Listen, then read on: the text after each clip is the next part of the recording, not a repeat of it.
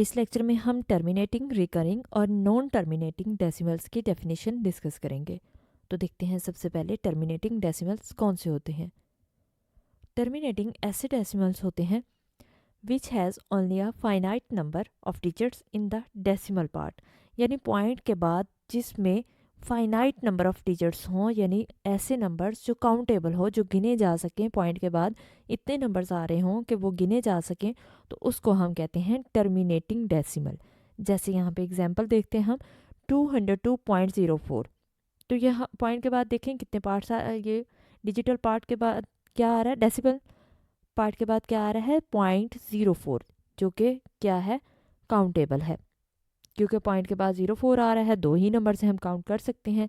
इसके बाद यहाँ पे देखें कि 0.0000415, तो ये 4 टाइम्स 0 आ रहा है 415, इसका मतलब 7 टाइम्स हो गया। पॉइंट के बाद 7 प्लेसेस 7 वैल्यूज़ आ रही हैं, तो ये भी काउंटेबल है, हम गिन सकते हैं। यहाँ पे पॉइंट ही नहीं है, तो इसका मतलब ये भी टर्मिनेटिंग है। ऐसा नंबर नहीं है कि हम इसको काउंट ना कर सकें।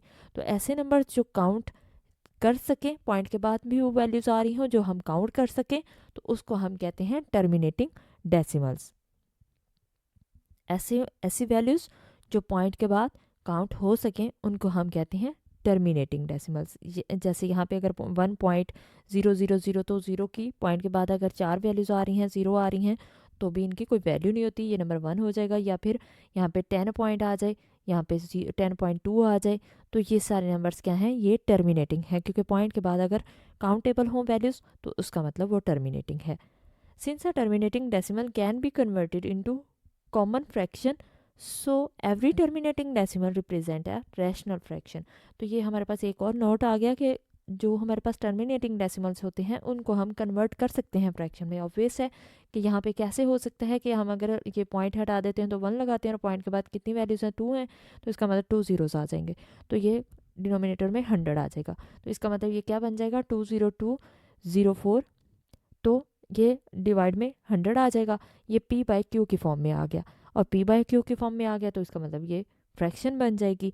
तो इसलिए so every terminating decimal represent a rational number. तो ये फिर फ्रैक्शन आ गया, और फ्रैक्शन क्या है, पी बाई क्यू की फॉर्म में है। तो पी बाई क्यू की फॉर्म में आ जाए तो उसे हम क्या कहते हैं, वो रैशनल नंबर होते हैं। उन नंबर्स को हम क्या कहते हैं, रैशनल नंबर्स, यानी इरैशनल नहीं होते, वो रैशनल होते हैं, जो पी बाई क्यू की फॉर्म में लिखे जा सकें। नेक्स्ट हम देखते हैं रिकरिंग डेसिमल। रिकरिंग डेसिमल्स कैसे डेसिमल्स होते हैं, ये हमारे पास एक दूसरी टाइप है रैशनल नंबर्स की। इनको ये भी रैशनल नंबर्स की तरह ही होते हैं।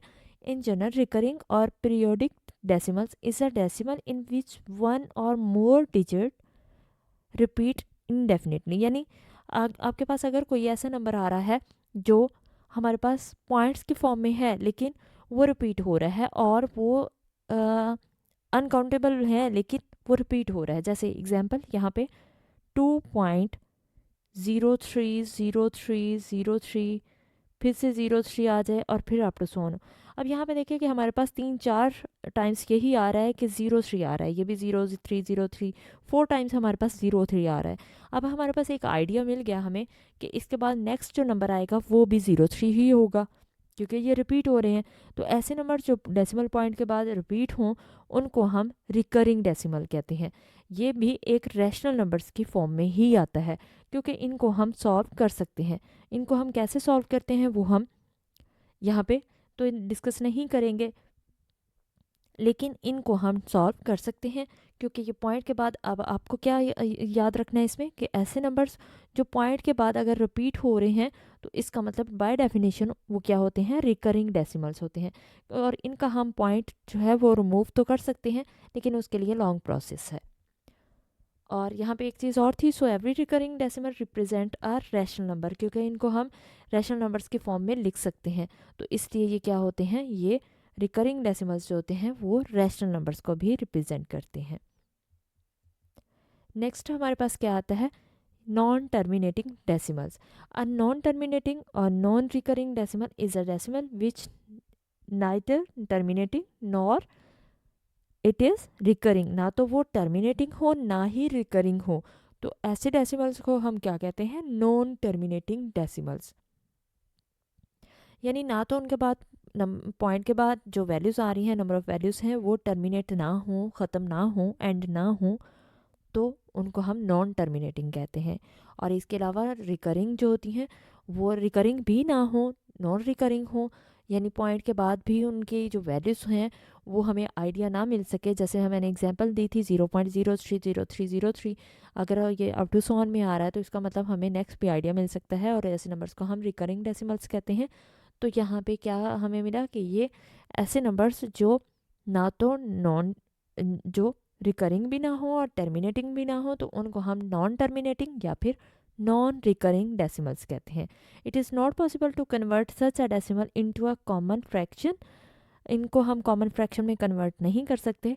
दस अ non terminating non recurring decimals represent a an irrational numbers. इसका मतलब वो पॉइंट के बाद जो नंबर्स होते हैं वो अनकाउंटेबल हों, तो इसका मतलब वो क्या है, वो नॉन टर्मिनेटिंग डेसिमल्स हैं। तो हमें इससे क्या समझ आया कि टर्मिनेटिंग डेसिमल्स वो होते हैं जो पॉइंट के बाद एंड हो जाए, रिकरिंग डेसिमल्स वो होते हैं जो पॉइंट के बाद सेम वैल्यूज़ बार बार रिपीट हो रही हों, और नॉन टर्मिनेटिंग डेसिमल्स कौन से होते हैं, वो डेसिमल्स जो पॉइंट के बाद हमें पता ही ना हो कि नेक्स्ट नंबर्स कैसे कौन सा आ सकता है। जैसे 2.123971587 कुछ भी, इसके बाद हमें नहीं पता कि नेक्स्ट नंबर कौन सा आ सकता है, तो इसको हम कहेंगे कि ये इरेशनल है, नॉन टर्मिनेटिंग है, नॉन रिकरिंग है। तो ये हमारे पास इनकी डेफिनेशंस थी।